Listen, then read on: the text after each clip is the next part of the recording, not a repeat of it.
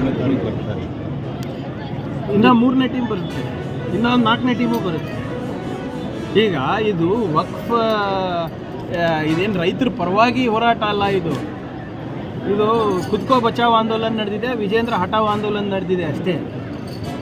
BJP symbol ಹಾಕ್ತಾ ಇದ್ದಾರೆ sir. Kamala symbol ಇದ್ದಾಗ ಅವ್ರ ನಾಯಕರ ಫೋಟೋ ಇರಬೇಕಾ ಇಲ್ಲ?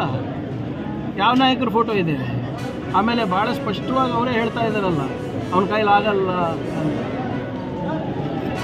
ಏಕವಚನದಲ್ಲಿ ಅವ್ರು ಹೇಳ್ತಾರೆ, ನಾವಲ್ಲ. ಸರ್, ಈ ಬಾರಿ ಅಧಿವೇಶನ ಅತಿ ಕಡಿಮೆ ನಡೀತಾ ಇದೆ.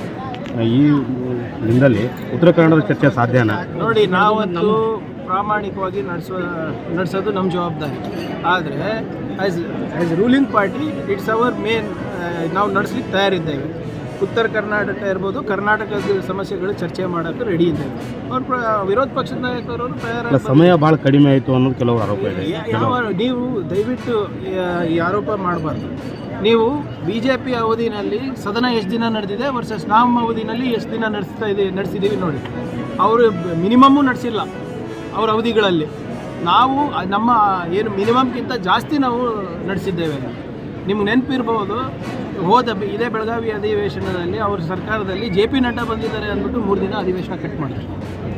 ನಾವು ಬಾಯ್ ಪಡ್ಕೊಂಡ್ವಿ, ಮಾಡಬೇಡ್ರಪ್ಪ ಹಿಂಗೆ. ಯಾರು ನಿಮ್ಮ ರಾಜ್ಯಾಧ್ಯಕ್ಷರು ಬಂದರೆ ನಮಗೇನು ಮಾಡೋದಿದೆ? 2 ದಿನ ಆದಮೇಲೆ ಬರಲಿ ಅಂದ್ರೂ ಮಾತು ಕೇಳಿದ್ರ ನಮ್ಮದು. So we are ready for discussion on any matter. ರೈತರದ ಬಗ್ಗೆ ಚರ್ಚೆ ಮಾಡೋಕ್ಕೆ ರೆಡಿ ಇದ್ದೀವಿ.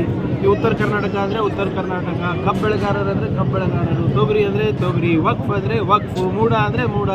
ನೀವು ರೆಡಿ ಇರಿ ಅಂತ ಅಷ್ಟೇ ಸರ್. ಕಬ್ಬು ಬೆಳೆಗಾರ ಭಾಳ ಸಮಸ್ಯೆ. ಈಗ ಚಿಂಚೋಳಿಗೂ ಕಬ್ಬು ಕಬ್ಬು ಬೇರೆ ಕಡೆ ಹೋಯ್ತೀವಿ. ಅಟ್ಲೀಸ್ಟ್ ನಮ್ಮ ಇಲ್ಲಿ 3-4 ಕಬ್ಬುಗಳಲ್ಲೂ ಇನ್ನೂ ರೇಟ್ ಫಿಕ್ಸೇಷನ್ ಇಲ್ಲ. ಆಲ್ರೆಡಿ ಅವರು ಇದು ಸ್ಟಾರ್ಟ್ ಮಾಡಿ. ನಮ್ಮ ಕಬ್ಬದು ಏನೂ ತೊಂದರೆ ಇಲ್ಲ, ಆಗಲೇ ಅಲೋಕೇಶನ್ ಆಗಿದೆ. ಅದು ಫಿಕ್ಸೇಷನ್ ಆಗುತ್ತೆ, ಆ್ಯಸ್ ಪರ್ ಪ್ರೋಸೆಸ್ ಆಗಲೇಬೇಕು. ಆಮೇಲೆ ಕಡಿಮೆ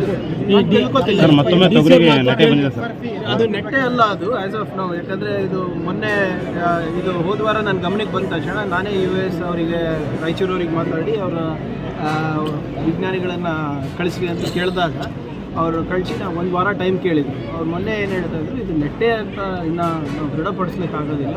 ತೇವಾಂಶದಿಂದ ಇದು ಹೀಗಾಗ್ತಾ ಇದೆ, ಸ್ವಲ್ಪ ಅದಕ್ಕೆ ಸರಿಪಡಿಸೋದು ಹೇಗೆ ಅಂದ್ಬಿಟ್ಟು ಕೂಡ ಅವರು ನಮ್ಮ ರೈತರಿಗೆ ಸಲಹೆಯನ್ನು ಕೊಟ್ಟಿದ್ದಾರೆ. ನಾನು ಕೂಡ ಅದನ್ನು ಮೊನ್ನೆ ತಮ್ಮ ಮುಖಾಂತರ ಜನರಿಗೆ ತಿಳಿಸಿದ್ದೇನೆ.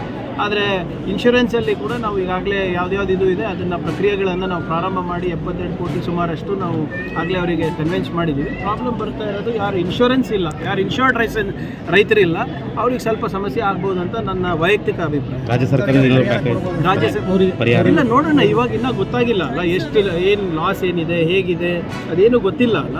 ಈಗ ನಾವು ಮುಂಜಾಗ್ರತವಾಗಿ ನಾವು ಅದೇನು ಗೊತ್ತಾದ ತಕ್ಷಣ ನಾವು ಎಲ್ಲ ನಮ್ಮ ಸೈಂಟಿಸ್ಟ್ಗಳನ್ನು ಕಳಿಸಿ ಫೀಲ್ಡಲ್ಲಿ ಬಿಟ್ಟು ಏನೇನಾಗಿದೆ ಅಂತ ನಾವು ತಿಳ್ಕೊಂಡಿದ್ದೀವಿ. ಸೊ ಅದಕ್ಕೆ ತಡೆ ಹಿಡಿಲಿಕ್ಕೆ ಏನು ಕ್ರಮ ತಗೋಬೇಕು ರೈತರು, ಅದನ್ನು ಕೂಡ ನಾವು ಹೇಳಿದ್ದೀವಿ.